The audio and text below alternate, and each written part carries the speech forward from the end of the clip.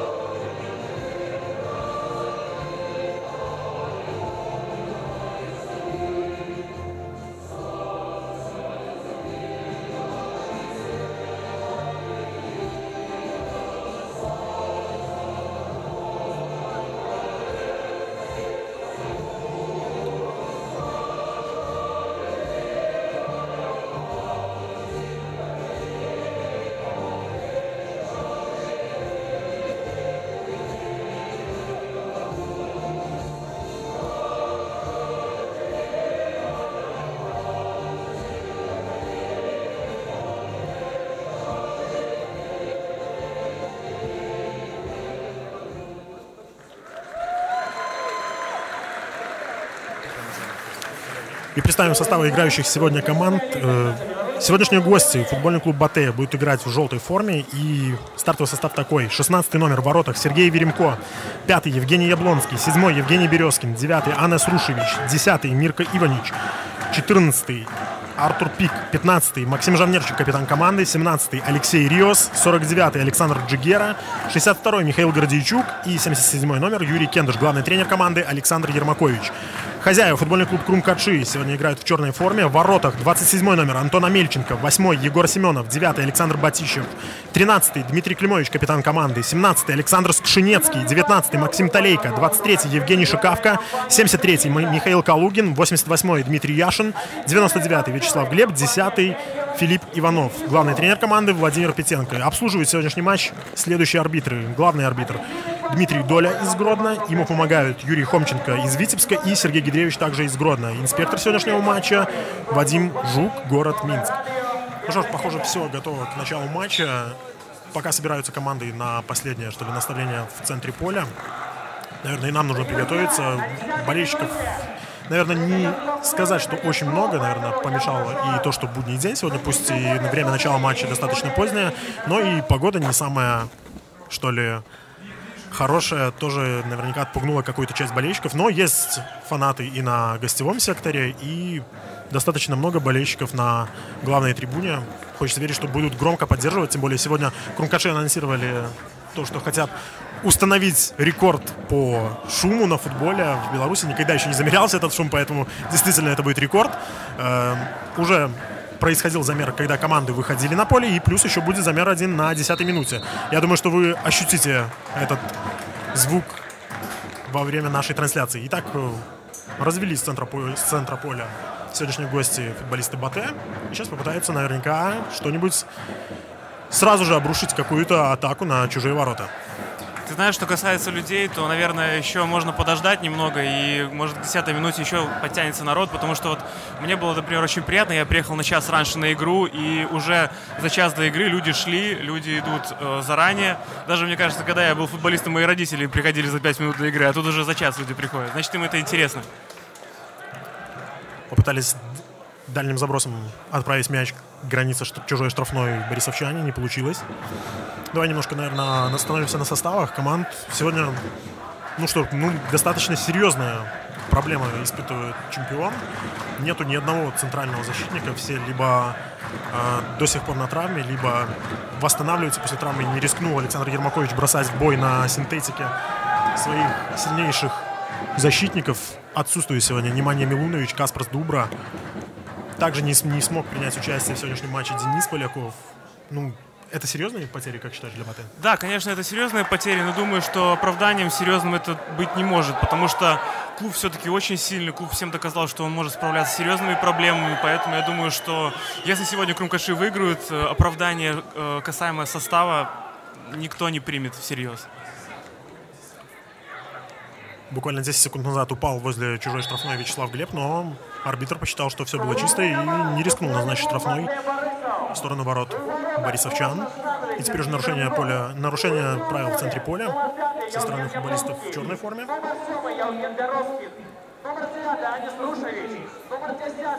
Быстро развели мяч борисовчане. Гордичук забрасывает.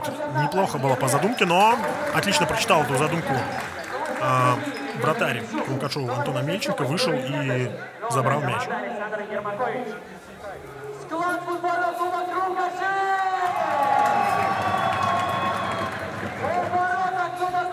Пока не держится откровенно мяч в ногах у Крумкачева. И тут же теряют мяч борисовчане в центре поля.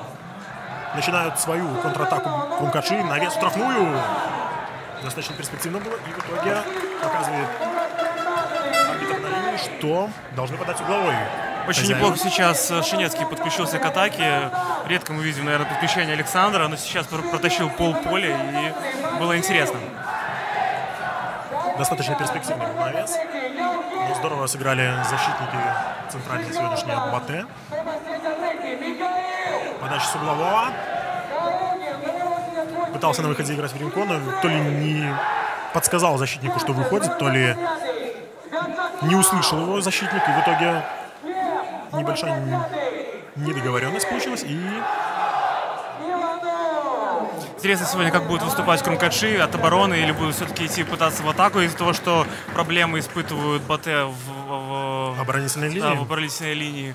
Вообще, честно говоря, слышал про то, что Крумкачи последняя по инстату, и это касается не только последней игры с Днепром, это касается 3 игр.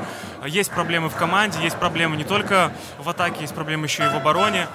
Поэтому надо что-то делать, надо что-то менять. Я думаю, что в ближайшее время, может быть, мы увидим совсем другую команду.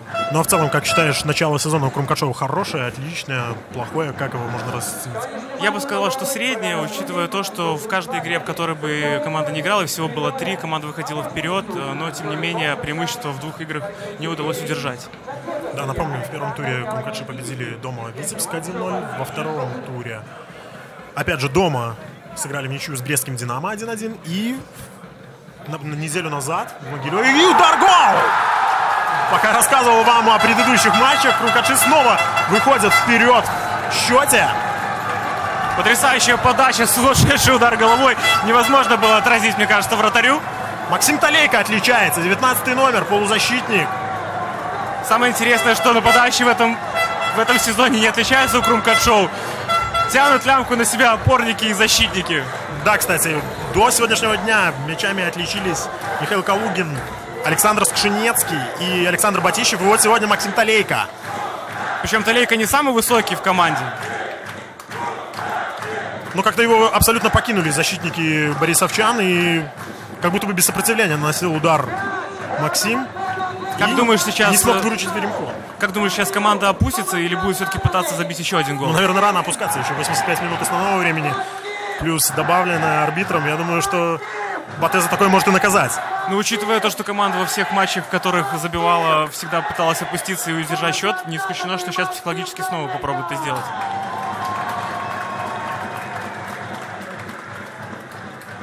На самом деле, это, наверное, хороший знак, да, что Крумкачи всегда забивают первыми.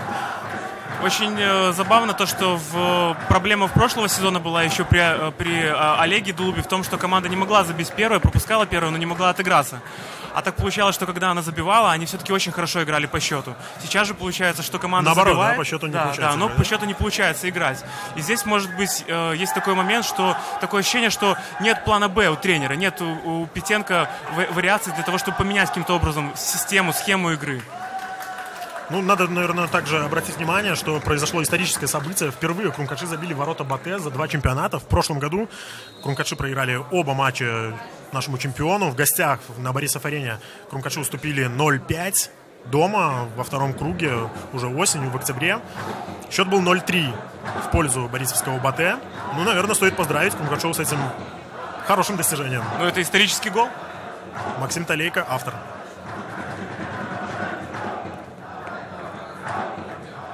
Юрий Кендер же забрасывает мяч вперед. В расчете на быстроногого Анаса Рушевича, который, кстати, уже тоже отметился дебютным голом в чемпионате Беларуси в матче с Минском. На исходе этого матча забил Анас, сербский легионер, новичок борисовского клуба. Недавно словил себя на мысли то, что у Батэ очень давно не появлялось хороших легионеров в линии атаки. Да, помним мы, как играл Ренан Брисан, помню, какая статистика у него была, но после того, как он уехал... Брисан стал вообще белорусом. Он стал белорусом, но был уже легионером. А после того, как Ренан ушел, больше как таковых легионеров высокого качества именно в линии атаки.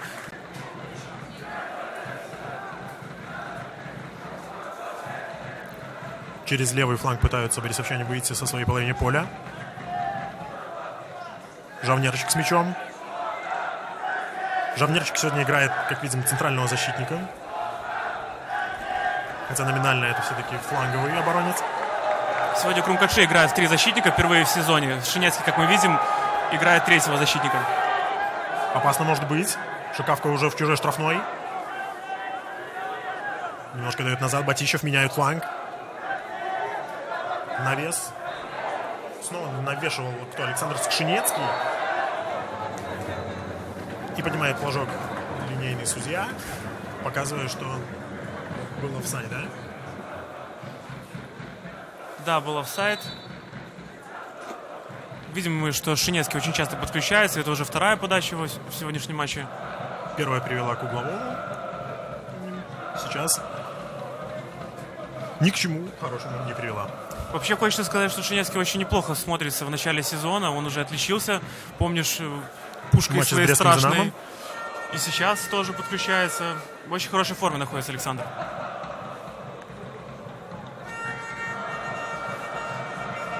Батищев теряет мяч в центре поля. Какую-то очень небрежную передачу отдавал украинский легионер.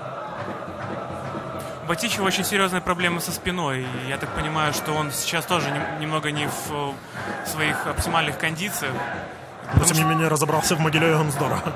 Ну, видимо, на тот момент у него все было хорошо, ничего не болело.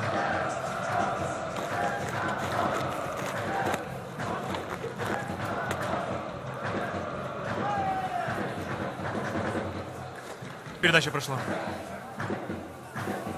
Но продолжение не вышло. Мы видим, что команда пытается играть в контроль. Видно, что команда все-таки не боится Батэ сегодня. Я сейчас про Крумкачи.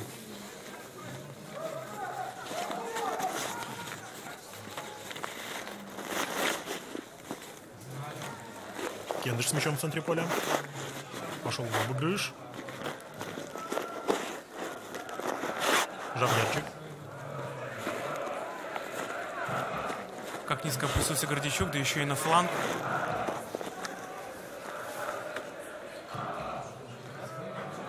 Теряют мяч борисовчане.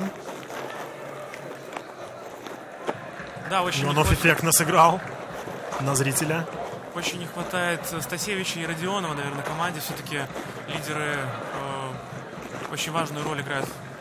И в прошлом сезоне играли. Да, Родионов главный бомбардир, Стасевич главный ассистент. И лучший футболист чемпионата Беларуси. Оба они сегодня в запасе. Так что, возможно, все-таки увидим их во втором тайме, если будет какая-то совсем уж катастрофа у Батэ.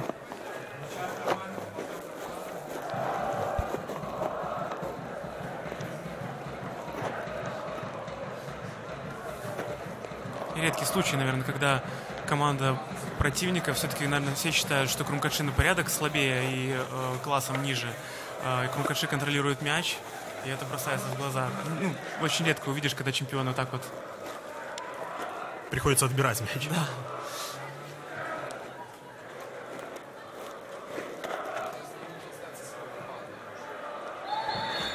Фол в центре поля. Против Джигера сыграли грубо.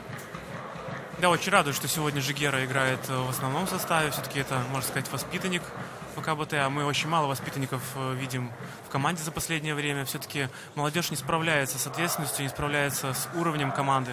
Потому что команде требуется результат сразу же, мгновенно. Подача в штрафную. Никого там нету в желтой форме, но не разобрались два футболиста Крумкадши. В итоге мяч сохраняют игроки Батэ. Гордичук снова мы видим, как оттягивается очень низко. Как будто бы играет на позиции правого защитника. Причем интересно, это такая задумка, или все-таки Гордичук, правда, сегодня играет правого защитника? Ну, начинал вроде бы Алексей Риос справа. Сейчас однозначно Гордичук играет как правый защитник. Жавнерчик в центре поля. А может быть, просто с Риусом поменялись они на... Да, возвращается Риос обратно.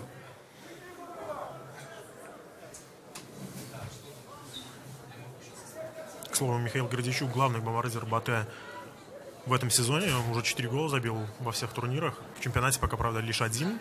В последнем туре отличился в матче с Брестским «Динамо». Честно говоря, очень хочется, чтобы Гордичук все-таки уехал из чемпионата Беларуси, потому что я считаю, что он уже действительно перерос этот уровень. И мало все-таки у нас людей в последнее время уезжает в добротные чемпионаты. Хотя, конечно, это очень сильно ослабит Батэ. Шанс для контратаки. Иванич набирает скорость. Подключает по флангу партнера.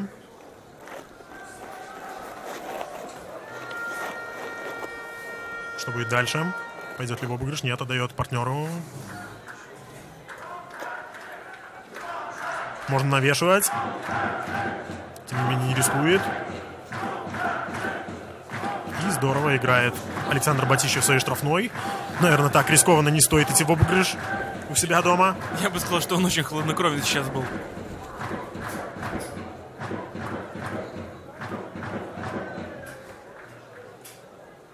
Иванич едва не потерял мяч. Шикавка подкрался сзади, как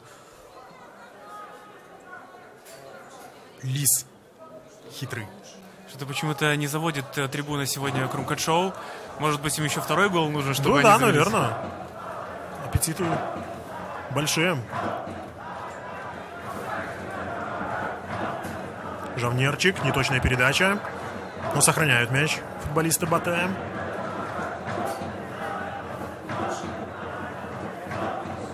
Еще одна потеря. По флангу может разгоняться Калугин. Доходит мяч до Вячеслава Глеба. Глеб продолжает на Калугина. Можно отдавать на Шикавку. И так и делает Михаил. Шикавка на фланге. Обратно отдает Калугину. Так, думалось, что может получиться быстрая атака. Нет. Нужно строить позиционную хозяевам. Ну, я бы сказал, что сейчас была показательная игра в пас от Крумкадшоу. Очень неплохо комбинирует команда. Да, может, не получается порой игра, на которую рассчитывает тренер. Я так понимаю, что ставка всегда идет на контратаку. Не все контратаки проходят, но тем не менее попытки есть. Глеб неплохо сбрасывает на Иванова. Но Иванов в борьбе с Кендышем мяч теряет.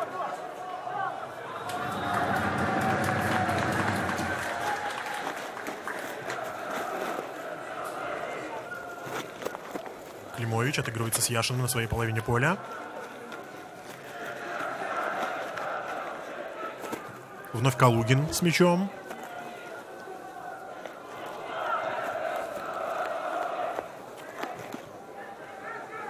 И снова назад. Не торопятся Крумкадши. Ты знаешь, все же, наверное, Шинецкий играет сегодня правого защитника. Думаешь, все-таки не в три? Да, в три думаю, что защитника, все-таки команда играет сегодня в два защитника. В два центральных, между. Да, в два центральных защитника.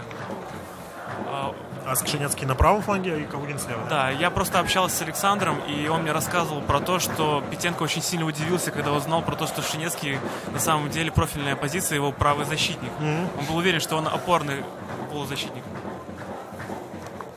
Мы же знаем, что Александр может сыграть везде, он, мне кажется, может и в атаке сыграть, если хочет. Единственное, что может у него слабое место — это рост, поэтому в ворота его точно не поставить.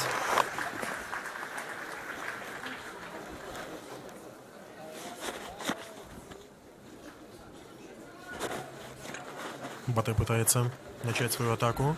Уже все полевые игроки в желтой форме на чужой половине, как, собственно, и в черной. Кендыш переводит на фланг. Очень неплохо Крумкадже обороняется, компактность соблюдают.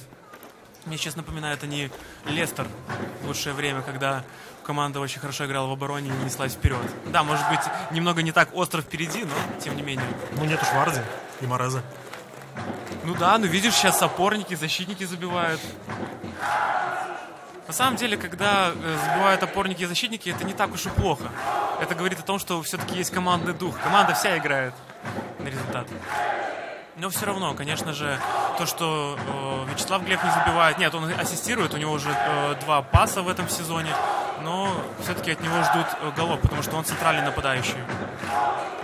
Так, сейчас, внимание, достаточно опасный штрафной. Неподалеку от штрафной Крумкаджов для Батэ. Иванич подходит к мячу. Помним, что нету высоких центральных защитников сегодня в составе у Батэ. И непонятно, наверное... Мы же знаем, что Александр может сыграть везде. Он, мне кажется, может и в атаке сыграть, если хочет. Единственное, что может у него слабое место — это рост, поэтому в ворота его точно не поставить.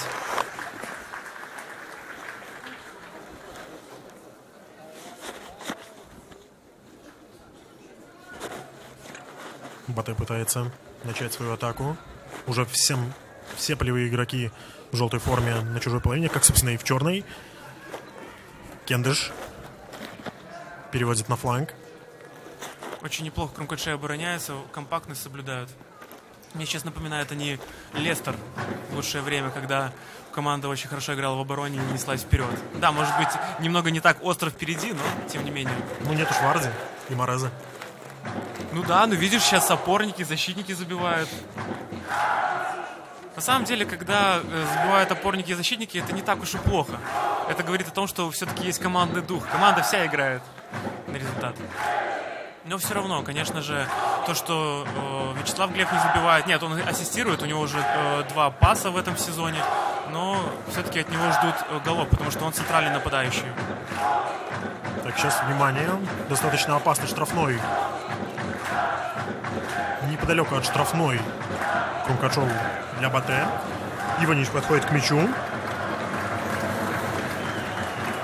Помним, что нету высоких центральных защитников сегодня в составе у Батэ. И непонятно, наверное, на кого будет тут идти передача, на кого будет делать свой навес Иванич.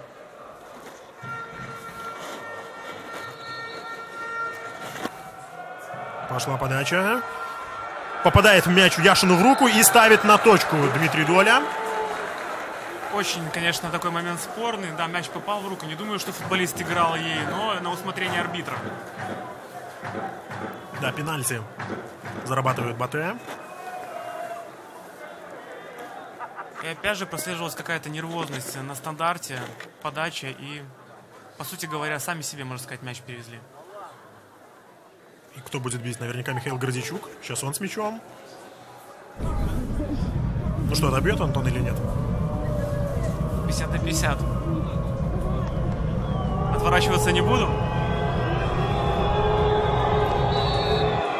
Разбег Гордейчука. Удар! И точно в угол. Хотя угадал Антон Амельченко направление удара, но дотянуться до этого мяча он не смог. Михаил Гордейчук. Второй мяч в чемпионате. 5-й мяч в сезоне для главного бомбардира борисовчан. Сравняли на 25-й минуте счет чемпионы. А тебе не показалось, что Амельченко как-то под собой мяч пропустил? То есть, может, конечно, это очень неудобно для вратаря такой удар, когда просто вратарь не успевает сложиться. Но, тем не менее, да, конечно, очень жалко. Все-таки, когда вратарь угадывает угол, ему очень обидно. Ну, стоит сказать, что Гордейчук неплохо, достаточно хорошо даже пробил. Да, именно угол. по силе ты имеешь в виду, хороший удар получился. Не сказать, что в самый угол, но сила удара была достаточная. И борисовчане хотят на этой волне забить еще. Березкин навешивал штрафную. Ну а Мельченко хорошо играет на выходе. Да, немножко не получалась игра у борисовчан, но я думаю, что этот гол может придать им какой-то импульс, и они могут все-таки побежать вперед с большей уверенностью. Перед этим туром борисовчане находились в турнирной таблице чуть-чуть выше, чем Крумкачев. У Крумкачева было 4 очка, у БАТЭ 5. В первых 3 турах чемпионы сыграли дважды в ничью. В гостях с Гомелем 1-1 и в гостях же с Брестским Динамо 1-1. И победили дома у футбольного клуба Минска 1-0. Поэтому, можно сказать, играют сегодня соседи по турнирной таблице. Тоже нестандартная такая таблица, да? Но наверняка борисовчане не хотят довольствоваться 5 или 6 очками после 4 туров. Наверняка сегодня будет играть только на победу.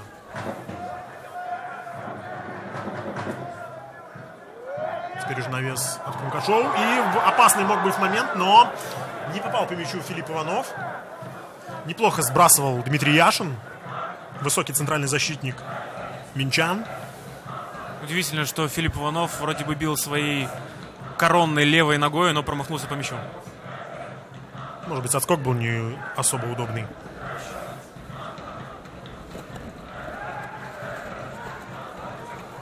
Талейка технично убирает Риоса. Заброс на Шикавку. Шикавка в очень красивых пестрых бутсах сегодня играет. Продолжается атака. Могло быть перспективной, если бы передача Батищева дошла до Вячеслава Глеба, но не смог справиться с этой передачей главный нападающий Крумкачев. И тем временем на фланге здорово играет Скшенецкий. Попытался перевести на Шикавку, не удалось. Продолжает владеть мячом Скшенецкий. Сбросил грудью на партнера. Скшенецкий сегодня неуловим просто. Да, работает по всему периметру поля. Ну, может быть, немножко он придумал сейчас. Не стоило, мне кажется, переводить было на другой фланг. Можно было обыграться с Филиппом Ивановым. Но решение уже никак не исправить. Нарушили правила на Шикавке.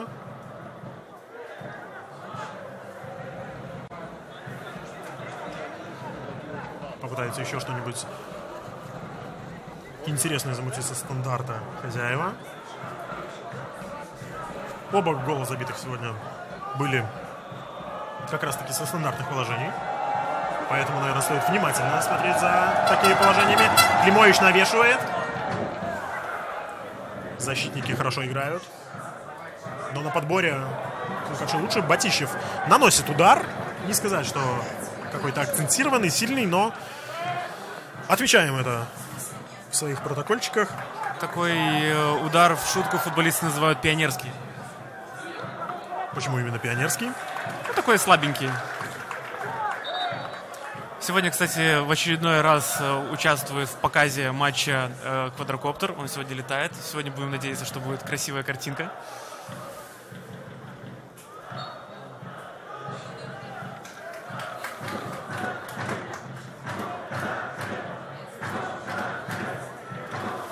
Яшин выносит мяч высоко-высоко, далеко-далеко на трибуны. Кажется, просто у Яшина девушка сидит на трибуне, вот он ей мяч подарил. Борисовчане тем временем продолжают продвигаться глубже во владение Крумкачеву. Достаточно уверенно сегодня смотрится Березкин, он постоянно берет на себя игру. Молодой парень, но... Ну, вдохновлен, наверное, попаданием в стартовый состав. 2 мяча было на поле. Странно, что судья сейчас не свистнул, потому что это нарушение, можно сказать, не то что нарушение правил, но... С 2 мячами играть нельзя. С 2 мячами, да. Березкин а на так, фланге. знаешь, как может получиться, что 2 удара и 2 гола? И в одни, и в другие ворота.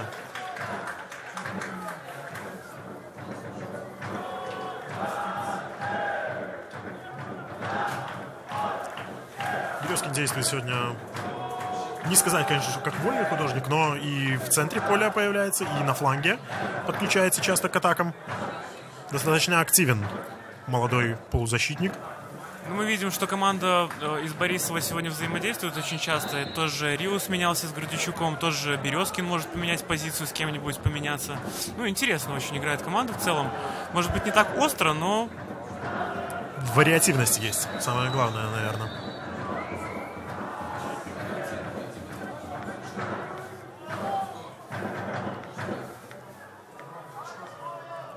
Тридцатая минута подходит к концу у нас. Крумкадж и Батэ 1-1. И еще один штрафной неподалеку от владений Антона Амельченко. Прошлый привел к пенальти. Навес. Попытка удара. Показалось, возможно, кому-то, что опять мяч попал кому-то в руку, но нет. Ну, второй пенальти, наверное, судья бы точно не поставил. По такому же поводу ты имеешь в виду, да? Да. Кендыш. Заброс дальний, но чуть-чуть сильно. Чуть бы слабее, и, возможно, продолжилась бы атака у Батэ. А так от ворот будет выбивать Антон Амельченко. И сейчас смотри, как Юрий садится в как будто правого защитника, играя. Гордичук набирает по флангу, отдает передачу, хороший пас. Иванич. И что же?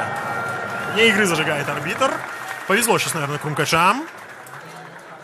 Очень сильно повезло в том плане, что непонятно, где был второй центральный защитник. Да. Климович сильно упал в край, и получается, что Яшин... Случился провал в обороне, да.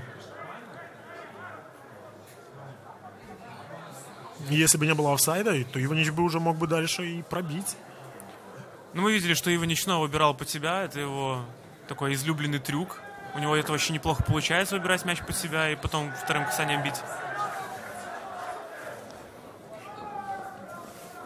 Скшенецкий забрасывает в чужую штрафную, там только Веремко.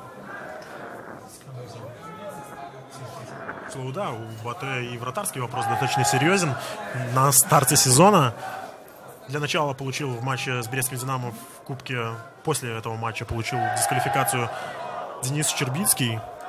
Трехматчевая дисквалификация была у него, напомним, но на этой неделе Белорусская Федерация футбола скостила срок дисквалификации до 2 матчей. Сегодня он мог теоретически принять участие в игре, но остался в запасе. Вместо него играет опытный Сергей Веремко. А в прошлом туре, в матче с Брестским «Динамо», опять же, но уже в чемпионате, получил красную карточку еще один голкипер борисовчан Антон Чичкан. Да, очень необычная, конечно, история. И все, наверное, думали, что раз уж Денис Поляков вышел на поле в качестве вратаря с «Динамо» Брестом, то если Щербицкий вдруг не сможет из-за дисквалификации сыграть в следующем матче, а Веремко сломан, то Поляков выйдет в стартовом составе на игре с Крумкачами. Но к счастью или не к счастью, мне кажется, что к несчастью, потому что я бы был очень рад, если бы Денис сегодня выступил в роли вратаря в этой игре. Но, к сожалению, сегодня Полякова вообще нету в заявке. Возникли какие-то проблемы со здоровьем у Дениса. Желаем побыстрее ему от них избавиться.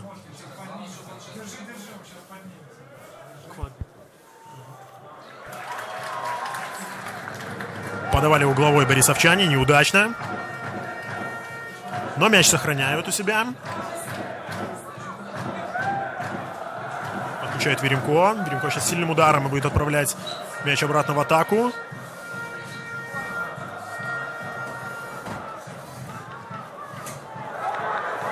Вне игры тут было видно. Вячеслав Глеб немножко поторопился.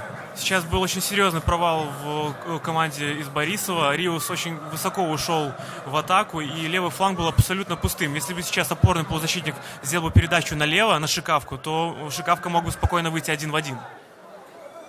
Но не заметил опорника и в итоге отдал на Вячеслава Глеба, который был в офсайде.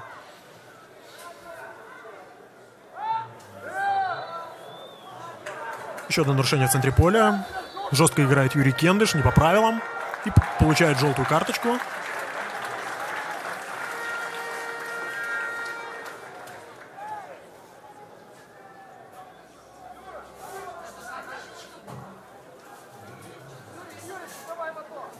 Ну, в целом, немного фолов сегодня. Достаточно чисто играет команда.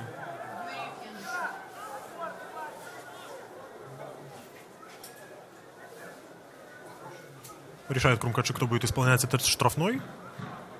Не могли договориться.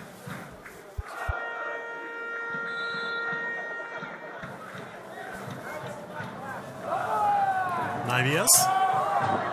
Выигрывает вверх Филипп Иванов, но на его передачу головой никто не откликнулся из партнеров. Веремко играет на выходе, забирает мяч. Иванич, словно тот тюлень, попытался допрыгнуть до мяча дважды, но дважды не допрыгнул. Удивительно, на самом деле, сейчас был момент, когда вратарь выбил мяч, и это был Веремко.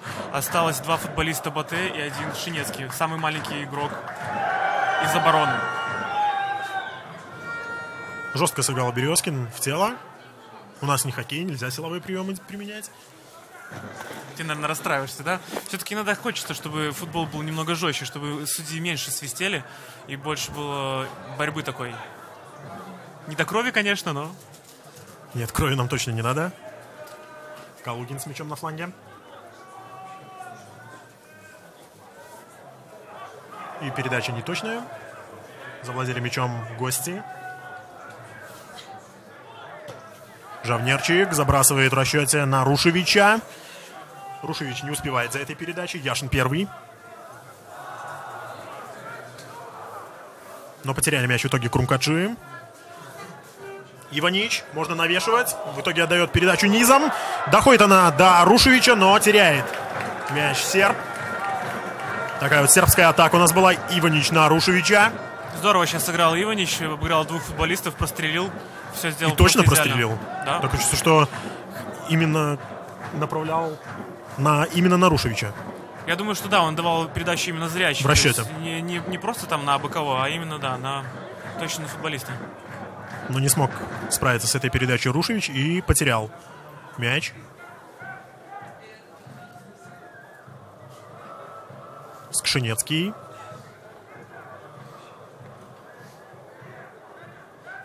Климович. Ой, совсем неудачно играет Климович. Пытался отдать на Иванова, но там было 2 футболиста в желтой форме. И в итоге контратака могла получиться у Батэ, но здорово подстраховывает Дмитрий Яшин.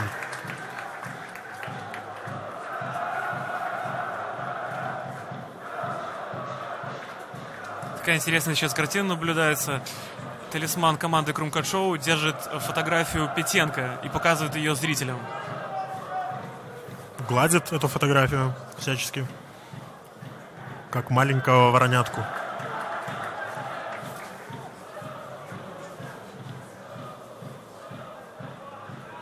Калугин выбрасывает мяч из-за боковой.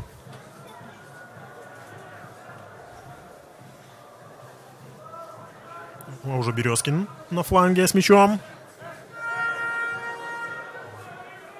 Ой, как технично! Отлично сыграл Джигера. И удар издалека Юрия Кендыша мимо ворот. Да, сейчас очень неплохо проявляют свои индивидуальности Батэ. Видим мы, что очень техничные футболисты, оказывается, у них в составе есть. И не только за счет каких-то командных действий, но могут еще и индивидуально все. Да, стоит отметить, Джигера очень молодой футболист и сыграл так технично. Это здорово. Такие моменты украшают, конечно, любой матч. Иванов выигрывает вверх. Собственно, никто с ними не боролся для того, чтобы проиграть этот вверх. Но передача низом у Крумкат-шоу не проходит.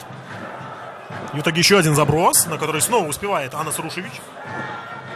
Показывает серб, что против него нарушали правила, но рядом находился Сергей Гидриевич, помощник арбитра, и который показал, что не было нарушения. Как же хладнокровно сегодня играют защитники Крумкат-шоу. Ты представляешь, насколько уверены они в себе сегодня? А они играют не против кого-то, а против чемпиона страны.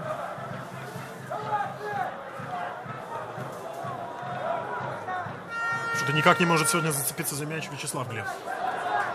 Да, немного не видно сегодня Вячеслава. Но я так думаю, что Слава сегодня готовит силы для того, чтобы забить свой первый гол в сезоне. Если бы кто-то набегал, могло быть опасно, но никто на эту передачу с фланга от Евгения Шикавки не откликнулся. Мне кажется, именно в этой ситуации как раз-таки эта передача была такая безадресная. Через вратаря решают играть хозяева. Амельченко с мячом. Не торопится. Выбирает, как начать свою атаку. В итоге дает на фланг. Калугин в жесткой борьбе выигрывает вверх.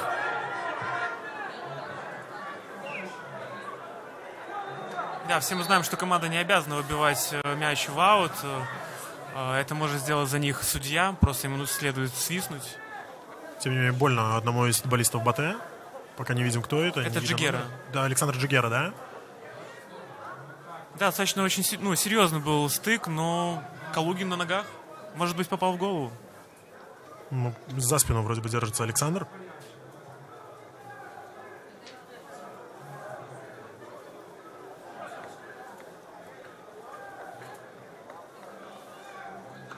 Да, только что, буквально 2 минуты назад, Джигера всех нас порадовал очень эффектным финтом. И вот уже мы говорим об Александре не в самом хорошем позитивном ключе. Видно, этот финт Калугину просто не понравился, понимаешь? Возможно. Ну, наверное, продолжит матч Джигера, да. Попил водички, сейчас вернется в игру. Да, возвращается.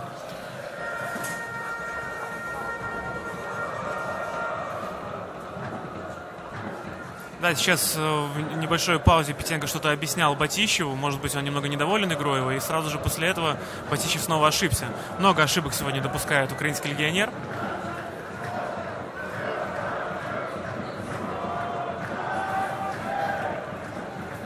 Уже через вратаря играют борисовчане. Веремко с мячом.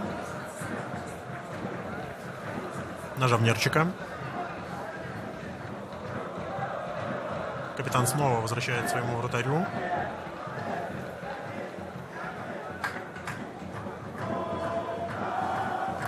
Самое интересное, что Батэ порой просто сводит свою игру к забросам вперед, и они проходят. Да, они проходят сегодня достаточно часто. Что на Рушевича, что на Иванича. Это мы уже видели неоднократно в первом тайме.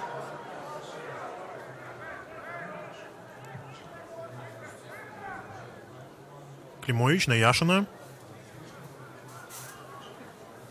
Батищев. Отправляет мяч вперед. Борьбу. В итоге зарабатывает аут. Футболист в черной форме. Уважаемые зрители, перед матча мы будем разыгрывать в фан-зоне автомобиль. Немного замедлилась игра. Еще один стык в центре поля. Вновь больно футболисту Батэ, но на этот раз обошлось без врачей. Продолжается матч. И это можно пробить, но совсем не получается удар у Березкина. И вновь мы видели эффектно, да? Передача пяткой. Все очень красиво, все прошло, но тут остается вопрос к Крумкачам, где было два опорных полузащитника. Абсолютно один стоял футболист Батэ, пробил спокойно. Он мог спокойно принять и пробить.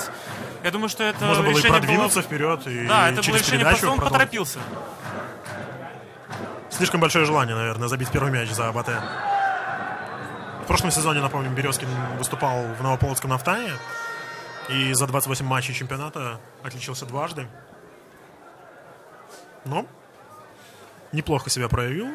Обратил на себя внимание гораздо более сильной команды, чем Новополоцкий Нафтан. Ну, в целом, это неплохой показатель. Два мяча. Тем более, это был первый сезон, и он очень молодой парень. И опять же, голы... Да, это 20 не его лет Евгению Березкину. Не его профильная задача, скажем так, голы забивать.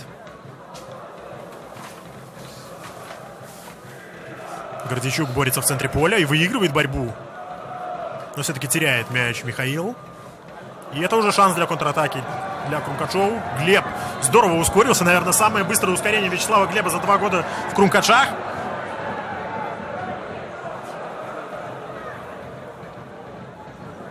Зарабатывает угловой Вячеслав.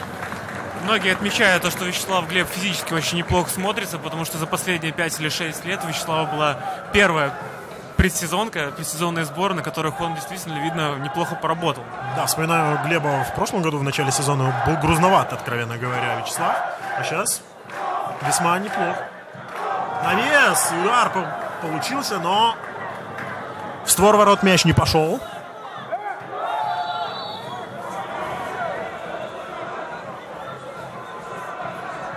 Да, неплохо. Сегодня Крумкачи играют на стандартах, неплохо получается подача, и уже второй удар, наверное, со стандарта наносит футболист, опять же, Талейко, нет? Наверняка, да.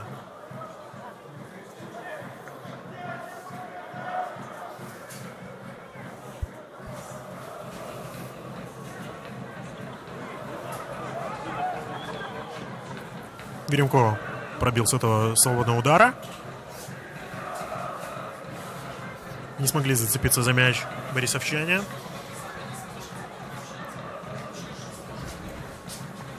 Джигеров выигрывает борьбу, сохраняет мяч для своей команды. Но передача Риоса не находит партнера.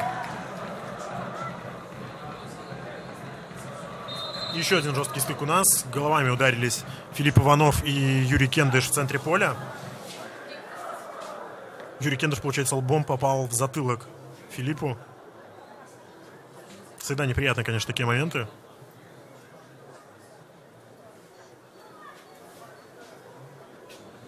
Ну, чисто игровой момент. Оба пытались сыграть мяч. Разумеется, никто не нарушал правил. Думаю, что оба футболиста продолжат игру. Главное, чтобы до крови дело не дошло. И в итоге свистит арбитр, не добавив ничего к первому тайму. 1-1 после первой половины игры в матче Крумкачева-Батэ. Ну что, Михаил, чем-то удивил тебя этот результат? Или не такие ты цифры ожидал увидеть после первой половины игры?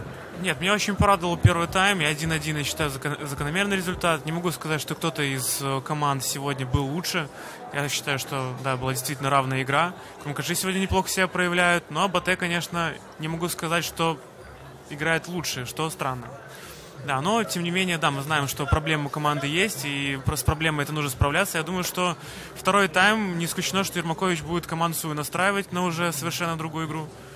Да, возможно, увидим замены, но это только во втором тайме. Посмотрим, кто будет лучше именно во второй половине игры. А может быть, никто не будет лучше, и счет останется таким же, какой он сейчас. А мы уже, пока уйдем на перерыв, вернемся буквально минут через 10. Отдыхаем.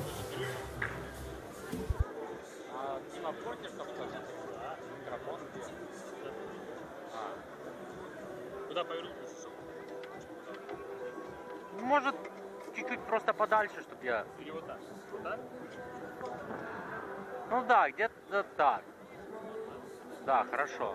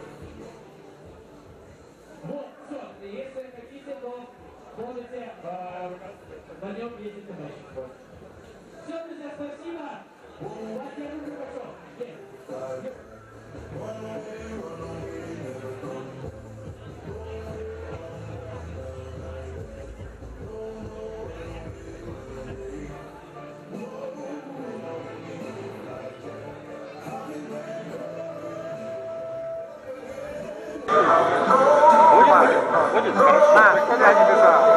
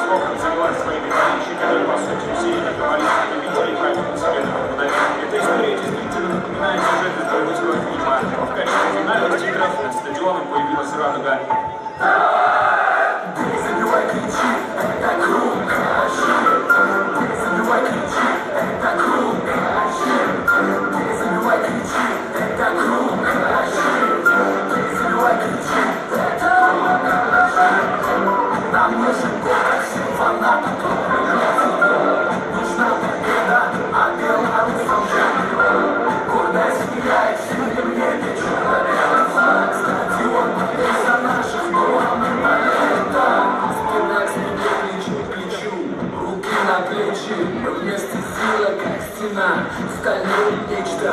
Наша команда заодно, непобедимые. Одно целое мы, одно единое. Тут либо ты, либо тебя, и нет пути назад. За нами кубок чемпионов, нам придется доказать, что наработан ногами, тренировки, кровь и пот. Ворон не стоит на месте, вороны идут вперед.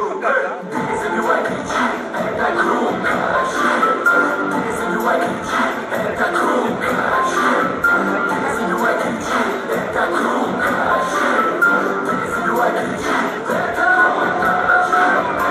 Нам нужен Бог, как всем фанатам, нужна победа, а белорусам жаль. Гордость сияет в синем небе, черно-белый флаг. Стадион за наших, но мы болеем. Забивай, кричи, нас не пугают. Гранды, зачем здесь угадай? Что за команда? Родок не зеленым, на зоне скоро. И всем там будем, мы тут подведем. За нами люди, не пугают матерые кофе, знай. Мы сделаем это, не шагу назад, никогда. За нами победа, а ты играем. Заждали стадион, сегодня тысячи, завтра нас миллионы. Забивай, кричи, это громко. Забивай, кричи, это громко. Забивай, кричи, это громко. Забивай, кричи, это громко. Нам нужен город, всем фанатам. Нужна победа, а белорусам жаль. Гордость сияет в синем небе, черно-белый флаг. Стадион болеет за наших, ну а мы болеем так.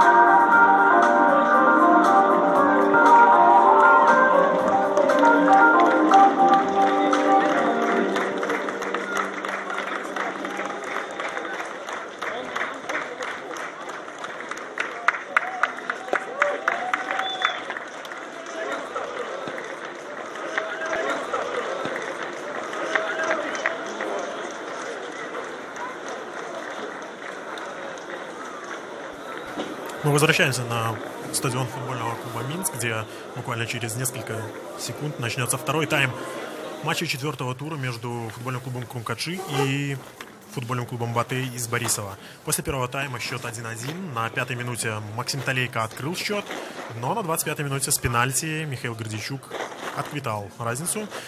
Как видим, сейчас проводит замену Александр Ермакович. Уходит с поля Александр Джигера, и в игру вступает 22-й номер Игорь Стасевич. Это серьезное усиление для борисовчан. Ну и пока не начался второй тайм, пока не дал первый свисток во второй половине игры Дмитрий Доля, напомним, в каких составах играли команды в первой половине игры. Сегодняшние гости — футбольный клуб Батэ. В воротах 16-й номер Сергей Веремко, 5-й Евгений Яблонский, 7-й Евгений Березкин, 9-й Анес Рушевич, 10-й Мирка Иванич, 14-й Артур Пик, 15-й Максим Жавнерчик, капитан команды, 17-й Алексей Риос, 62-й Михаил Гордейчук, 77-й Юрий Кендыш и сейчас на поле вышел 22-й номер Игорь Стасевич. Хозяева футбольный клуб Крумкачи. В воротах 27-й номер Антон Амельченко, 8-й Егор Семенов, 9-й Александр Батищев, 13-й Дмитрий Климович, 17-й Александр Скшинецкий, 19-й Максим Толейко, 23-й Евгений Шикавка, 73-й Михаил Калугин, 10-й Филипп Иванов, 88-й Дмитрий Яшин, 99-й Вячеслав Глеб. Обслуживает сегодняшний матч судейская бригада в следующем составе. Главный арбитр Дмитрий Доля из Гродно. Ему помогают Сергей Гидревич также из Гродно и Юрий Хомченко из Витебска. Для вас работает на этот матч я, комментатор Вадим Кнырко, мне помогает Михаил Горнак, бывший футболист футбольного клуба Крумкачи. Что произошло вот эту вот минуту, пока я представлял состав играющих команд? Вадим, абсолютно ничего не произошло. Команды также играют, как в первом тайме, абсолютно равная игра. Но сейчас опасный штрафной у ворот Крумкачева. Примерно с той точки, с которой заработал пенальти Батэ в первом тайме, только зеркальное отражение. И к мячу подходит сейчас не Мирка Иванич, а Игорь Стасевич, только что появившийся на поле. Да, все мы знаем, как Игорь Стасевич умеет исполнять штрафные. Ну, вообще, конечно, да, я согласен с тобой, что это очень серьезное усиление для команды. Все его ждали. Может быть, и вышел сегодня Стасевич на второй тайм только потому, что он не совсем полностью готов, потому что предыдущий матч он пропустил. Подача Стасевича. Неплохо. И, наверное, удар не особо получился у партнера Стасевича, но могло быть опасно, если бы мяч пошел в створ. Наносил удар, к слову, Алексей Риос. Интересно, эта замена связана с тем, что Ермакович захотел что-то поменять именно в командной игре, или потому что Джигера получил травму? Да, помним мы, что за 5 минут, наверное, до конца первого тайма Джигера оказывали помощь прямо на поле врачи борисовской команды. Если какие-то проблемы со здоровьем у молодого футболиста, то, конечно, желаем ему только здоровья.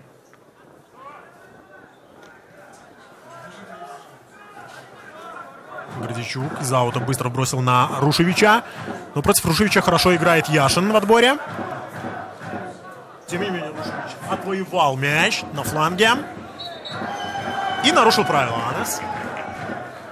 Сейчас мне было очень интересно, что думают люди, которые смотрят этот матч на трибуне. И все отмечают то, что Крумкачи играют в равный футбол с чемпионом. И можно сказать, что это комплимент для футболистов в черном и, наверное, антикомплимент для команды в желтом. Да, в 4-й раз за 4 тура Крумкачи вышли вперед в счете в ходе матча. Но, как мы помним, дважды в предыдущих 3 турах удержать преимущество не удавалось. Как и сегодня, собственно.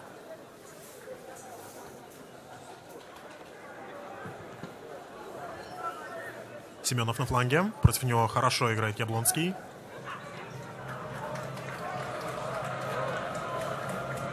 Очень жестко и по-спортивному зло играет Крумкачи сегодня. Но мне кажется, что по-другому против Батэ играть невозможно. Пик входит в штрафную. И можно бить, можно отдавать. Отдает передачу, но не попадает по мячу Анес Рушевич. Еще одна подача с фланга. На этот раз защитники хозяев играют уверенно. Анес Рушевич до сих пор сокрушается по поводу упущенного момента. Еще одна подача. Снова вращается на Рушевича. И снова хорошо играют защитники. На этот раз Александр Скшинецкий. Да, сейчас Шинецкий потерял позицию. И неплохой вход был в штрафную. Должен был, мне кажется, сейчас заканчиваться момент голом. Неплохо отдавал передачу. Артур Пик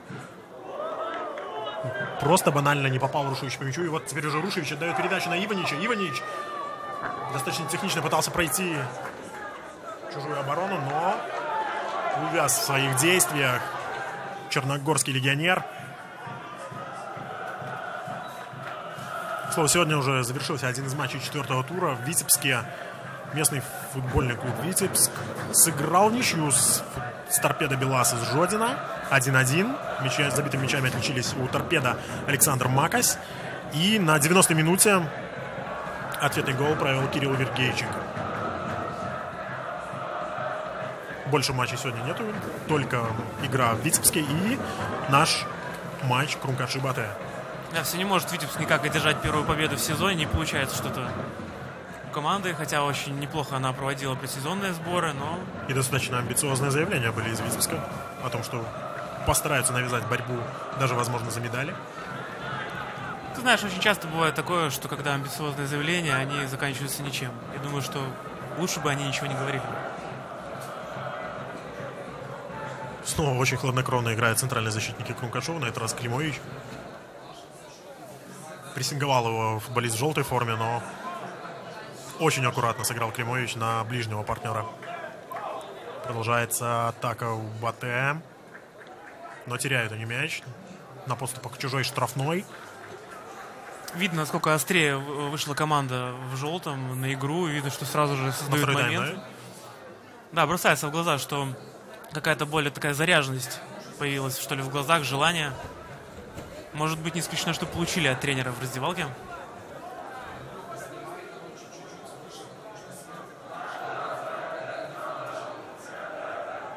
Да, очень интересный момент.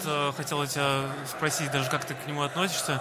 То, что в перерыве матча разыгрывали игрушечный автомобиль Audi. Можно сказать, такой стёб Динамо Бреста. Что скажешь на эту тему? Достаточно, да, интересный стёб, но, наверное, болельщикам было бы гораздо приятнее, если бы разыграли настоящую Audi. Ну, вообще, как ты относишься к тому, что спонсор Audi у Динамо Бреста разыгрывали машину Renault? Ну, как говорится, будет Audi, разыграют и Audi, я думаю. Пока было Renault, разыграли Renault. Согласен. И выиграл, кстати, автомобиль обычный, рабочий, слесарь с завода Гефест. Но это было неделю назад. Семенов на фланге. Скшенецкий. Отыгрывается назад на Яшина.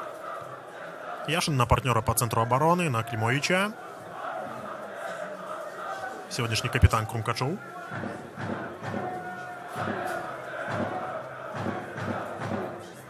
Батищев. Отдает вперед на Иванова. И что придумает и Филипп. Скшенецкий отдает на Глеба. Глеб может продолжать на Шикавку. Достаточно неплохо пытался отдать в разрез, но просчитал эти намерения Максим Жавнерчик, опытный защитник Борисовчан. Березкин набирает скорость, отдает на Гордичука, но немножко запутался в своих же ногах Михаил. Потеряли мяч борисовчане. Батищев на Климовича.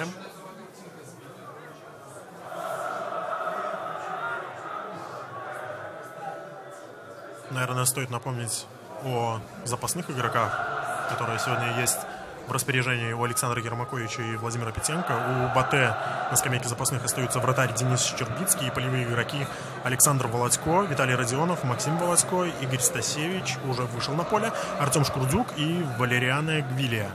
У Крумкашова могут усилить игру вратарь Евгений Костюкевич и полевые игроки Артем Челединский, Самуэль Одеуибо, Александр Филанович, Артем Забун, Роман Кривулькин и Павел Зуевич. И вот опасный момент у Батэ еще один. И вновь Пик вошел в чужую штрафную, пытался прострелить, но на этот раз передача не дошла до партнера. И снова, как мы видим, что атака проходит с левого фланга. Немножко не получается сейчас позиционно у Александра Шинецкого найти свою зону. Березкин смещается в центр, но передачу отдать точно не удалось. Жестко против своего оппонента сыграл Евгений Яблонский. Нарушил правила.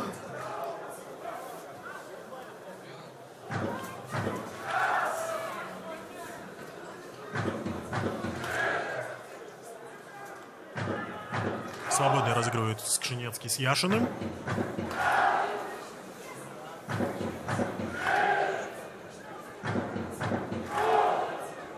Климович, наверное, сильно будет подправлять мяч вперед. Так и есть.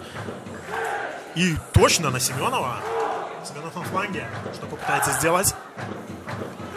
Отдает центр на Батищева. Батищев переводит налево. Там Калугин. Неплохие переводы сегодня получаются у Крумкачева. И в Да, первом тайме они проходили. дальние переводы очень хорошо работают сегодня футболисты в черной форме. И еще одна замена у Батэ. 55-й минуты. Уже две замены использовал Александр Ермакович. И на поле выходит еще один очень опытный футболист. Можно сказать, легенда Борисовского клуба. Виталий Родионов по 20-м номером входит в игру вместо Анны Сарушевича, которого, матч, наверное, удался не очень хорошо. Были моменты у серба, но реализовать он их не смог. Да, было пару моментов, когда просто либо не повезло, скорее не то, что не повезло, мастерства где-то не хватило, промахнулся именно по мячу. Да, самый хороший момент у Анеса был во втором тайме. И моменты у Крумкачева. Удар! Гол! Какой мяч! Что происходит с Крумкачами? Они либо забивают красиво в этом сезоне, либо не забивают вообще. Сегодня мы с тобой прямо шутили на эту тему, да, когда Талейка забил гол, он не был совсем не очень такой красивый. Это какой-то кунг-фу удар получился, да? В прыжке. Так куда мяч Слёта. полетел? Самую 9. Ты заметил, кто отличился? Честно, не заметил, но я так думаю, что это снова был не нападающий. Да, мне тоже показалось, что из зоны полузащиты.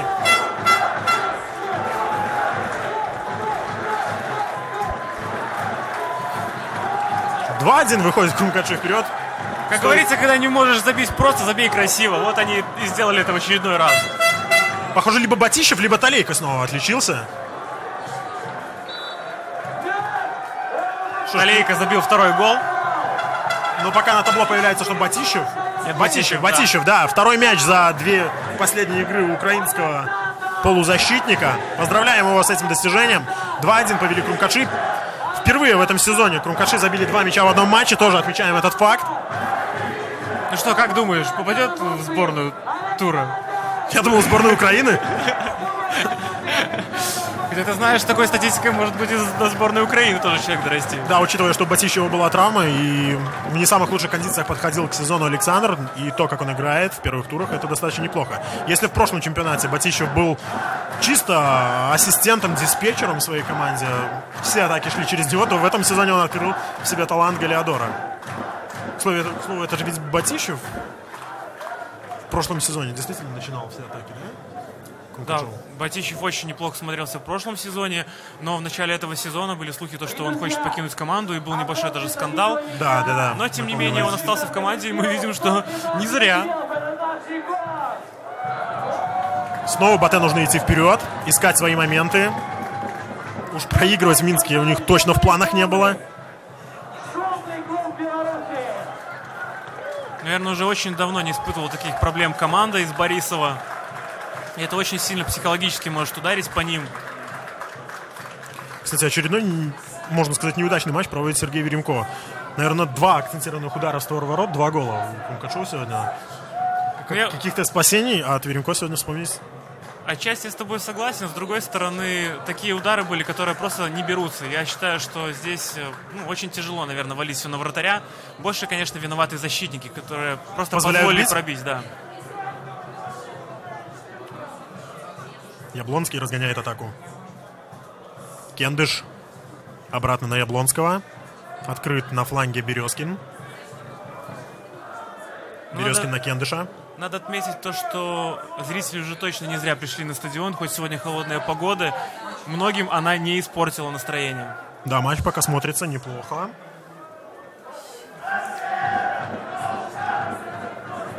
Березкин хорошо уходит от Семенова и отдает мяч на фланг, но не успевает за этой передачей Пик. Аут в пользу Крумкачеву.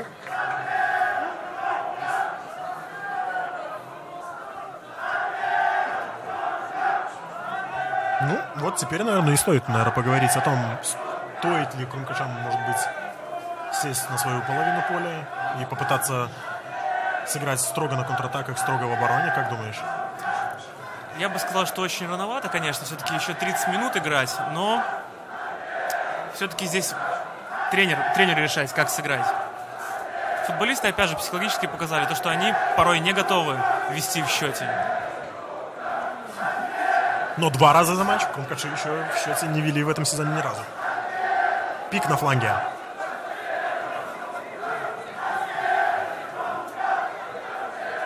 Яблонский. Неплохой перевод на Риоса. Здесь еще очень интересно будет посмотреть на то, как физически будет готова команда к тому, чтобы обороняться так долго времени. Продвигается вперед футболист Батэ. Дальний удар. Выше ворот идет мяч. Но попытку отмечаем. 30 минут остается основного времени играть командам. Амельченко не торопится вводить мяч в игру. Ну и действительно, зачем торопиться? Его команда ведет. Ну, я бы не стал бы сейчас на 60-й минуте уже тянуть время. Ну, не сказать, что это прямо так тянуть время, но маленькие вратарские хитрости. Иванич. Заброс. Неплохой заброс. Проходит он. Но непонятно, что пытался придумать в этом моменте Виталий Родионов. Да, с тобой полностью согласен. Очень странное решение. Можно было спокойно Виталию принимать мяч вперед, попробовать Да, где-то он решил пробить. развернуться назад.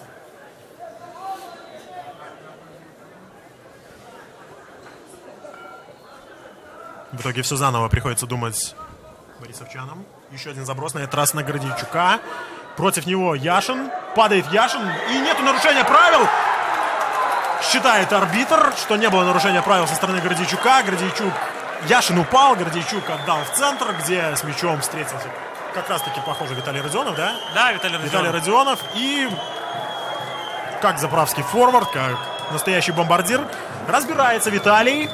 И снова сравнивает счет. 2-2, 62-я минута. Батэ снова догоняет Крумкачеву. Очередное странное решение арбитра. Все-таки странно, что Яшин упал в том моменте сам. На мой взгляд, не исключено, что Гордейчук его потянул. Но если потянул, то особо видно это и не было.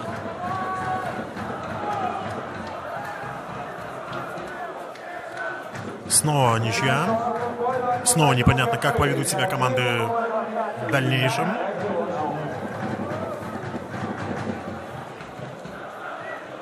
Даже Крумкачи не успели порадоваться голу, как снова пропустили. Да, очень сложно в первые 5 минут, когда забиваешь и пропускаешь гол. Проходит передача на Глеба. И в падении жестко играет защитник. Ну, чисто мяч, не было нарушения правил, конечно, в этом моменте. Все правильно рассудили арбитры. Угловой в пользу Крумкачеву. Разумеется, Дмитрий Яшин потянулся туда, в чужую штрафную.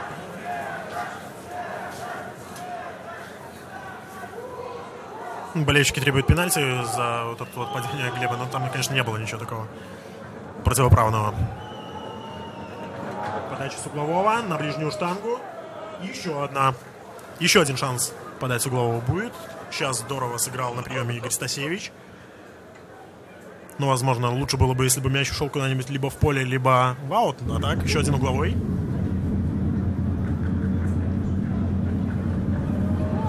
Подача. На этот раз уже на дальнюю штангу. Удар не получается. И отворот. Батэ. Но снова команда Крумкачева смогла пробить по воротам. И это говорит нам о том, что Батэ не очень уверенно себя сегодня чувствует именно на стандартах.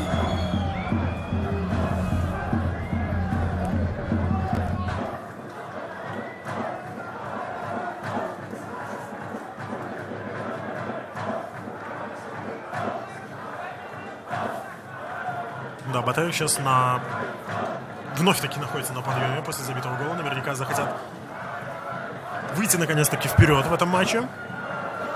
Знаешь, я тебе скажу, что не совсем после гола забитого, именно в первом тайме, после пенальти команда получила какой-то действительно импульс и побежала вперед, и стало что-то получаться у нее. Все же чувствуется, что у Батэ нет как таковой игры сегодня. Яшин на фланг. Очень сильно. И потеря. Калугин не смог принять эту передачу.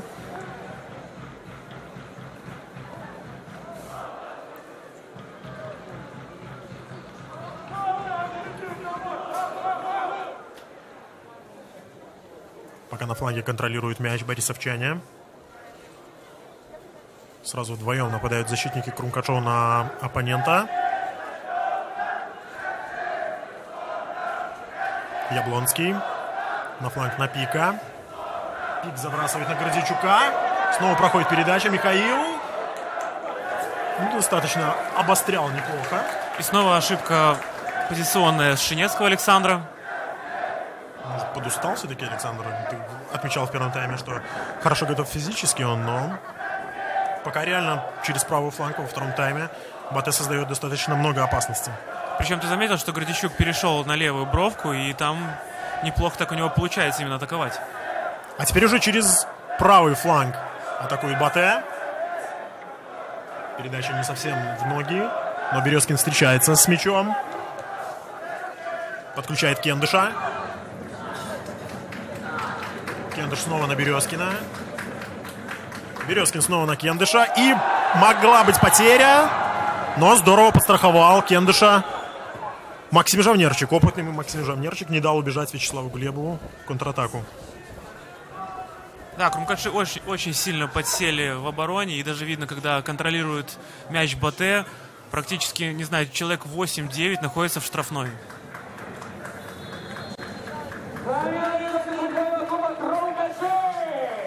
Первая замена в сегодняшнем матче у футбольного клуба Крумкачи. Покидает поле полузащитник Егор Семенов. Вместо него входит в игру 20-й номер Александр Филанович. Как прокомментируешь эту замену? Замена, конечно, на усиление атаки. Семенов не очень хорошую игру сегодня провел. Может, это сказано тем, что была микротравма у Егора. И немного, да, не готовым был сегодня играть. Как-то не очень заметен он был, да? Честно, я тебе скажу, что я немножко даже забыл про него в первом тайме. И думал, что он сегодня не играет. Да, совершенно не было видно его. Ну, может быть, сегодня Филанович покажет, на что он способен, потому что в предыдущие игры немного не получалось у него тоже выходить на замены. Ну вот Филанович как раз-таки встретился с мячом впервые, отдал точную передачу на Глеба, но Глеб не смог вернуть Филановича обратно. Очень хочется посмотреть в этом сезоне на Сергея Корска, который ни разу не появлялся на поле.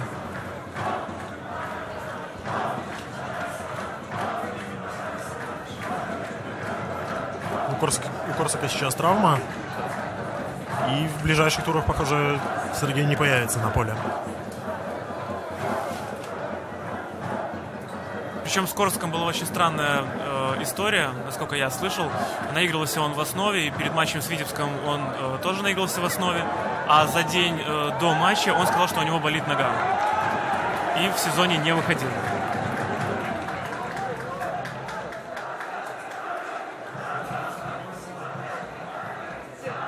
На этот раз уже Филанович с Глебом не поняли друг друга. Не прошла передача Александра на Вячеслава.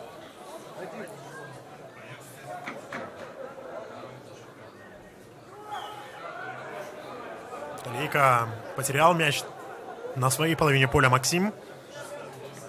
Не может получиться атака у борисовчан. Дальний удар. Уверенно играет Амельченко. Попытался пробить Риос, но на месте голкипер Крумкачев.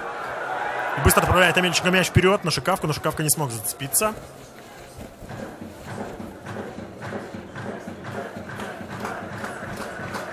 Чуть больше 20 минут основного времени остается. БАТЭ пытается найти счастье у чужих ворот. Сейчас тотальный контроль у борисовчан.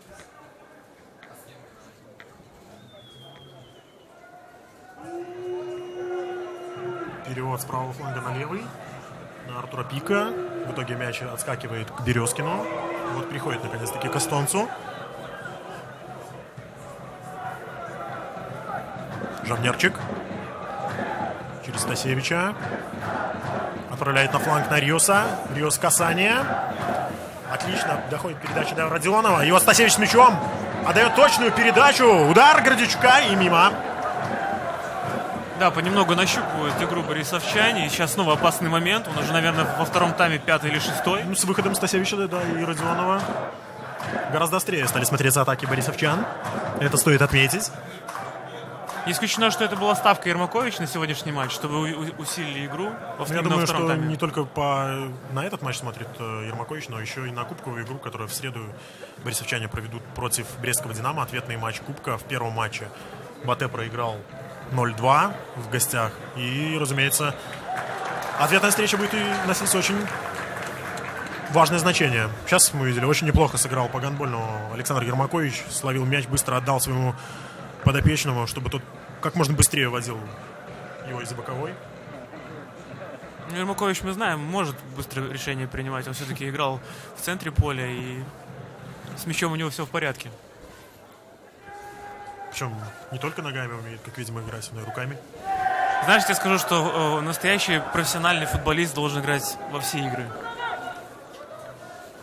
Пик на фланге. Выходит мяч за боковую и показывает арбитр, что от Артура мяч покинул поле. Сегодня Пик неплохо выглядит такой в атакующей стези. Получается у него атаковать. Но особенно во втором тайме, когда начали гораздо больше действовать левым флангом борисовчане.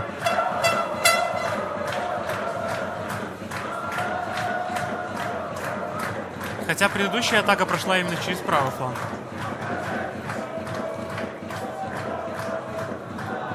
Глеб с мячом. Иванов. Неплохая по задумке передача на Шикавку, но слишком сильно. Веремко встречается с мячом. Быстро вводит его в игру. И уже борисовчане бегут вперед.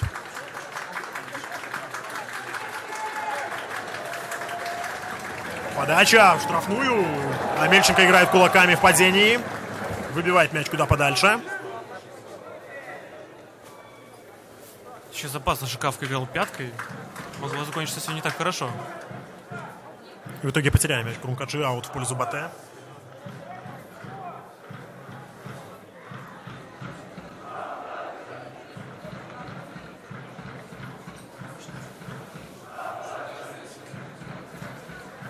И теперь уже аут в пользу хозяев.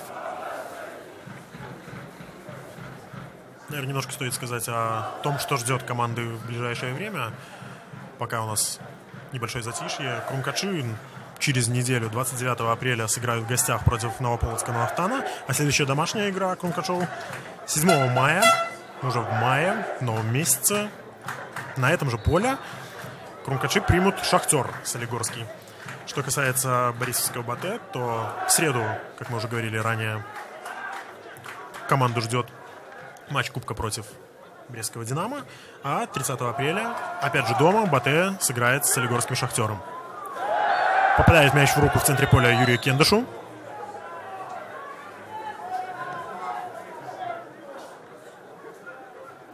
Да, видно, именно психологически посела команда в черном, потому как стали много играть на отбой, немного не получается выход из атаки. Выход из обороны. Ой, из обороны, то есть, извиняюсь. Пик. Подает назад на Яблонского. Хороший перевод. Стасевич с мячом. Забрасывает штрафную. Как-то опрометчиво понесся вперед Амельченко. Могло быть опасно, но хорошо, что они не смогли быстро развернуть свою атаку борисовчане.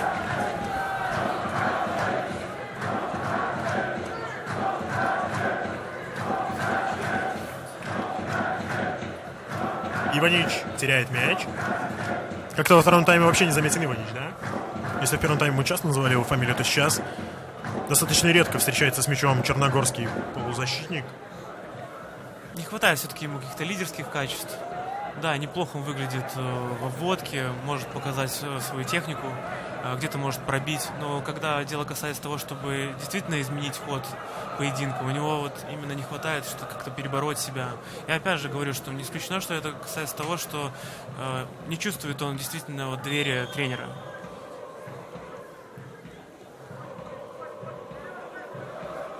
Кендыш на Родионова. Родионов пытался пропустить мяч под ногой, но прочитали этот замысел Крумкачи. Могли перейти в контратаку, но теряет мяч Филипп Иванов в центре поля. И приходится фалить футболисту Крумкачеву. Батищев грубо сыграл против Родионова. Ну, даже немножко показалось, что сыграл в мяч изначально Батищев. Возможно, ну там на тоненького момент, конечно, возможно, и в ногу попало изначально. Березкин на фланге. Яблонский переводит дальше. Риос. Стасевич. Технично продвигается в центр. Бьет. Попадает в спину к Шинецкому. Сейчас надо просто вынести мяч к Крумкачам. Хотя бы так. Аут.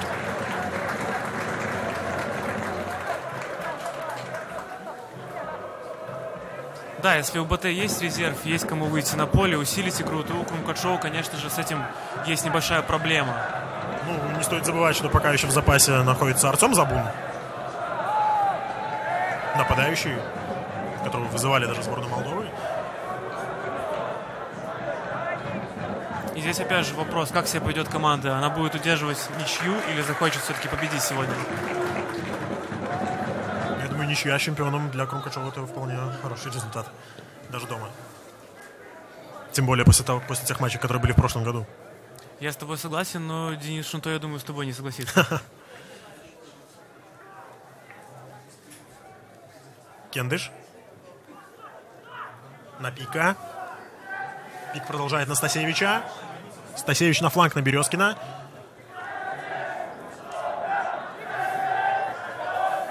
Стасевич снова с мячом. Можно навешивать. Навешивает. Хорошая передача.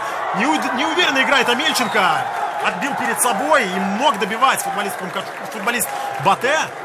Показывает, что было нарушение на нем. Но Дмитрий Доля показывает, что ничего такого. Как ты думаешь, был штрафной или нет? Пенальти ты имеешь в виду? Ну, штрафной в штрафной, пенальти. Наверное, надо посмотреть повтор, только тогда можно будет вынести какой-то вердикт. Но мне кажется, что этот момент был более... Атака. Хорошо играют в обороне на этот раз борисовчане. Сейчас действительно странное решение принял Батищев. Я думаю, что если бы он принял мяч, можно было спокойно продвигаться к воротам. Ну, поторопился, градус игры достаточно высокий. 10 минут осталось до конца. Возможно, нервничает даже Батищев. Как только мы заговорили с тобой про сборную Украины, сразу же Батищев стал ошибаться. Да, Андрей Шевченко не обратит внимания. Вообще, как ты думаешь, возможно ли попасть в чемпионат в Беларуси в сборную Украины? Не думаю.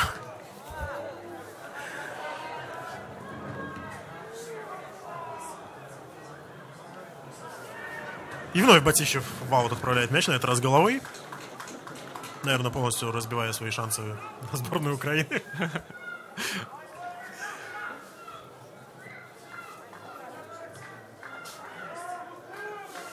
Кендыш Грузию сбрасывает Жавнерчику. Жавнерчик продвигается вперед. Отдает на фланг на Риоса. Риос вперед на Родионова. Родионов догонит или нет? Нет, не успеет Виталий. Слишком сильно отправил мяч Риос.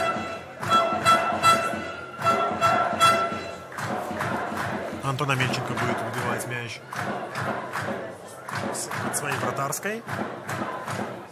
Максим Володько сейчас выйдет на поле. Да, последняя замена осталась у борисовчан. И готов ее использовать Александр Ермакович. Максим Володько под 42-м номером готовится войти в игру. Тоже очень много проблем может возникнуть из-за этого полузащитника. Да, Володько способен их создать. Любопытно, кого заменит.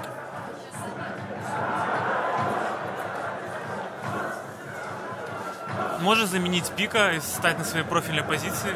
Может быть, выйдет впереди в атаку, потому что мы знаем, что он не только умеет обороняться, также умеет атаковать.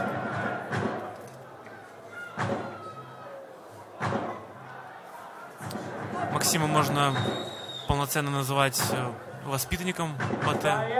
Один из немногих футболистов, который доказал, что он способен играть в своем тоже юном возрасте. Меняет Евгения Березкина, который тебе понравился по сегодняшнему матчу. Да, мне он понравился, и для меня эта замена немного странная. Потому что, да, хорошо выглядел действительно Евгений. Но, опять же, Максим тоже может усилить. Хотя выходит он, наверное, в середину. Ну, пока на фланге, Максим. Да, пока на фланге, скорее всего, Иванич просто опустится ниже, как раз-таки станет в позицию Березкина, а Максим будет играть в своей профильной позиции. Слева. В последнее время слева в полузащите. И на эту замену сейчас собирается ответить Владимир Петенко. Объясняет что-то он Павлу Зуевичу, который в следующей паузе наверняка войдет в игру. Очень здорово сейчас перемещаются футболисты БАТЭ. Видно, что меняются позициями постоянно. И тот же Максим Володько был сейчас в центре. Снова пришел в бровку. Стасевич отыгрывается с Жавнерчиком. Отдает мяч немножко назад. Кендыш на Жавнерчика.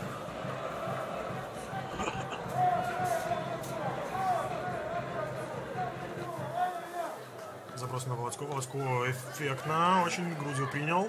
Не дал опуститься мячу на землю. Я отправил мяч вперед. Жесткий стык в центре поля. Филоновича неплохо приняли, но в пределах правил все было. Немного странное решение арбитра. Футболист БАТЭ остался на ногах, но он свистнул штрафной. И это может быть опасно. Да, сегодня Игорь Стасевич показал, какую передачу он обладает. Уже, наверное, 3-4 передачи таких очень острых он запускал в штрафную. И сейчас очередная его, опять же, любимая позиция, что ли, сегодня. Будет навешиваться либо на границу штрафной, либо в самую уже штрафную. Подача пошла на границу все-таки штрафной. И там здорово действует Чинецкий.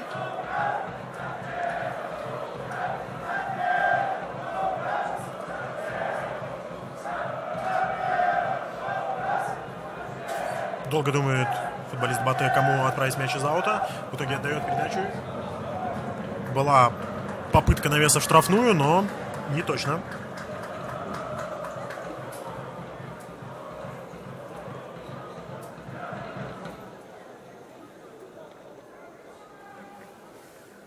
Меньше 5 минут основного времени остается. Наверняка главный арбитр Дмитрий Доля уже думает, сколько бы добавить к этому матчу. Но остановок сегодня практически не было, поэтому я думаю, что, наверное, Не больше 3 3 минуты минут. добавят.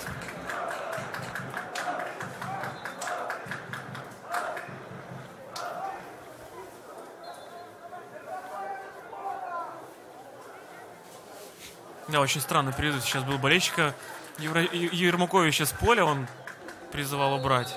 Хотя он не на поле. Очень близко просто подошел главный тренер БАТЭ к Кромке. Хотя, честно тебе скажу, мне было бы интересно, как бы смотрелся Ермакович на поле. Хороший заброс и удар в касание! Здорово! Как-то потерял и своего партнера, своего оппонента защитник Крумкачев, и немножко потерялся в воротах Антона Мельченко. Удар не сказать, что был сильный, в ближний угол, и в итоге Михаил Гордичук, по-моему, оформляет дубль у нас. Забил Максим Володько, я так думаю. Но мне показалось, что да. Но я так понимаю, что это была исключительно ошибка Антона Мельченко. Ближний угол, вратарский угол. Да, вот так вот подача в штрафную. Хорошо действует на приеме в касание футболист БАТЭ. И счет становится уже 2-3 в пользу чемпиона.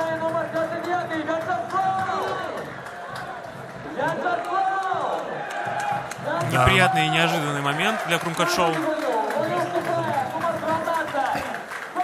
Да, Максим Володько забил гол. Как отлично сыграл сегодня на заменах Александр Ермакович, да? Виталий Родионов, Максим Володько. 2 замены сработали, 2 гола. Да и Стасевич хорошо вошел в игру с замены. Ну, как мы с тобой и говорили о том, что у БАТЭ все-таки есть какой-то запас. У них есть футболисты, которые могут выйти и усилить. У Крумкачева, к сожалению, таких футболистов нет. Тем временем, пока борисовчане праздновали гол, вторую замену произвел Владимир Петенко вместо Вячеслава Глеба вроде бы, да? Вышел Да. Павел Зуевич. И еще одна атака у борисовчан, но офсайд.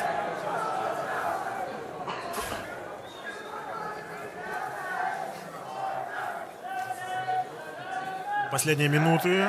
Крумкачам надо отыгрываться. Впервые в этом сезоне Крумкачи в положении отыгрывающих были, конечно, в Могилеве, но тогда отыграться не получилось. Да и сейчас времени очень мало. Надо идти вперед большими силами. Зуевич. Впервые встретился с мячом, но против него хорошо сыграл защитник.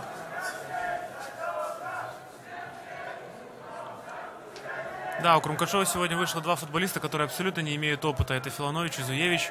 2 молодых парня. Ну, Филоновича толком и не было видно, да, после выхода на замену.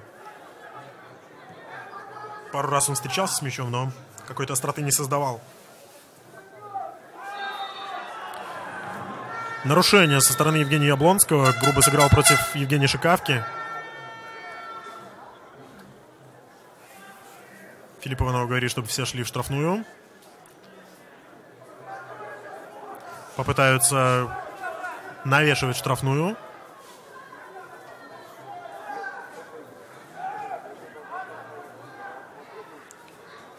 Климович будет исполнять подачу. Почти все футболисты полевые в штрафной борисовчан. Что придумает Климович? Климович навешивает на дальнюю штангу. И отворот показывает арбитр. Вроде неплохая передача получилась у Климовича, но ничем она не закончилась. Безадресная.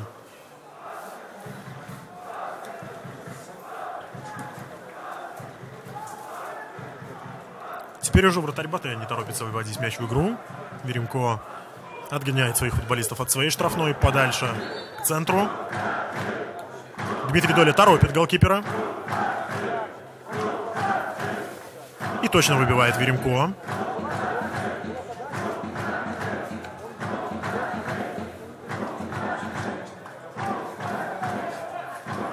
Жесткая борьба в центре поля, но сохраняет мяч Крумкаши. Филипп Иванов с мячом. 2 минуты добавляет Дмитрий Доля.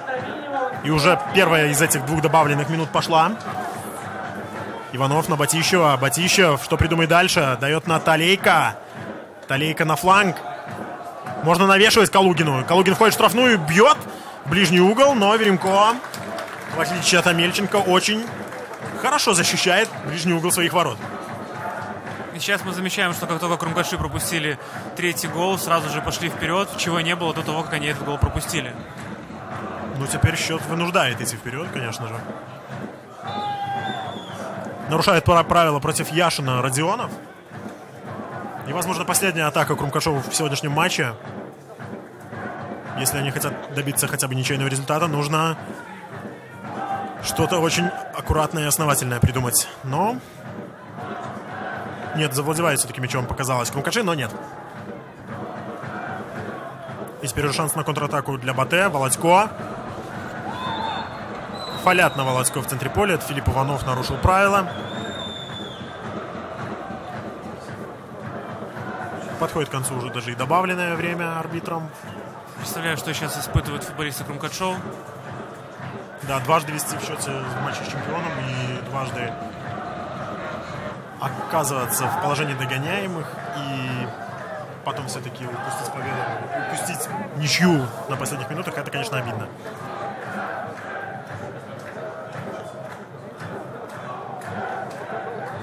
Выпускает мяч за боковую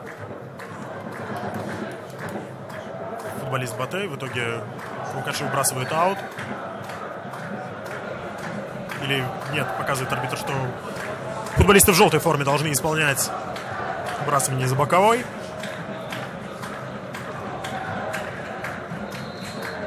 Потеря. И финальный свисток арбитра Дмитрия Доли фиксирует итоговый счет 2-3 в пользу Батэ. Батэ побеждает. Вторая победа борисовчан в чемпионате. Становится у них 8 очков. Турнирная таблица, кстати, Батэ захватывает лидерство пока что промежуточное. У Крумкашова остается 4 балла.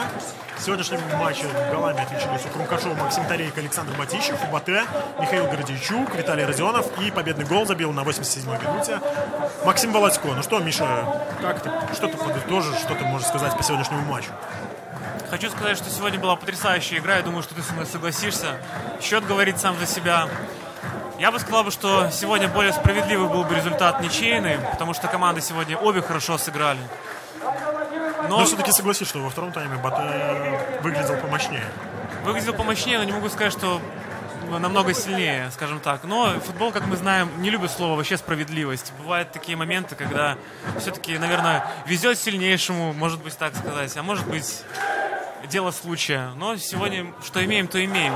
Я знаю одно, только то, что проигрывать можно по-разному. И сегодня ребята молодцы. Они сегодня проиграли так, что зрители им аплодируют. Они кричат Крумкаши, и это того стоит.